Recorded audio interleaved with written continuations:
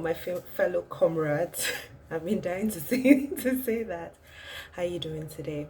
Are you ready to get into the lessons from Job 23 to 28? Did you read it? Did you enjoy it? I know I did. Now let's get into it.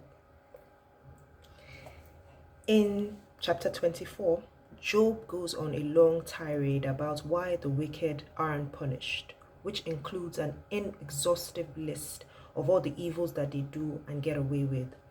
In 13, he uses examples of how they use darkness to shroud their deeds and illustrate their averseness to light. It really goes to show it really goes a long way rather to show how evil deeds are shrouded in darkness, because in that verse it just named all the things that are people do in the dark, but then I'm reminded of the verse that says whatever is done in dark will always come to light. At the end, he does acquiesce that God sees the evil that they do. He's watching them and he has their number. And he then challenges anyone to prove him wrong, saying that they may flourish for a while, but they will be gone like the others before them. Now, in this chapter, I noticed that Bildad seemed to agree with Job. I was like, at last, something that they both agree upon.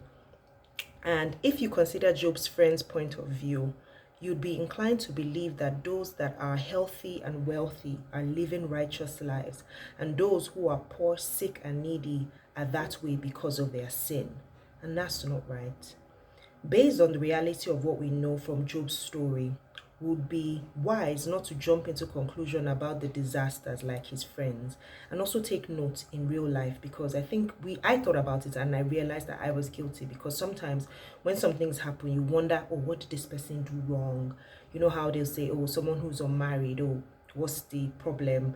Well, maybe she has the spirit. First thing is always she has a spirit husband or something or the other. And this reading Job, the more I read it, the more I know how easy it is to jump into conclusions about people's life based on the chapter that we walk in on. Because if we had walked in on Job's earlier chapter, I would have said, oh, he's such a blessed man, In Job 26:12, he says something quite familiar. By his power, the sea grew calm. Does that remind you of anybody?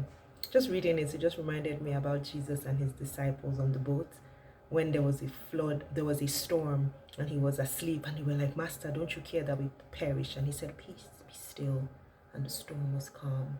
And Job made reference to that. I love when I see these kind of things in the Bible. They get me so excited. So let's get to my getting to know God moment in these chapters. God is the source of all wisdom. He alone understands the way to be wise.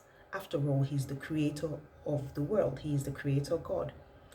In 28, Job speaks about where people search for wisdom among the things that God created, and concluded in 28:28 that the fear of the Lord is the beginning of wisdom.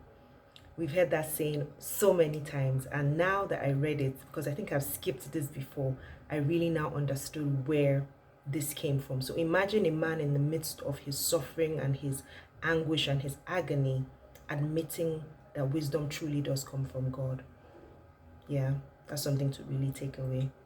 I hope you have enjoyed this as much as I do, or are enjoying it. We're making good ground into the book of Job, which, by the way, I didn't think was this interesting, and I've read it many times before. So thank you for making me study it in a deeper way. Tomorrow we'll read Job 29 to 31, and I hope to see you then. Take care. Have a wonderful evening.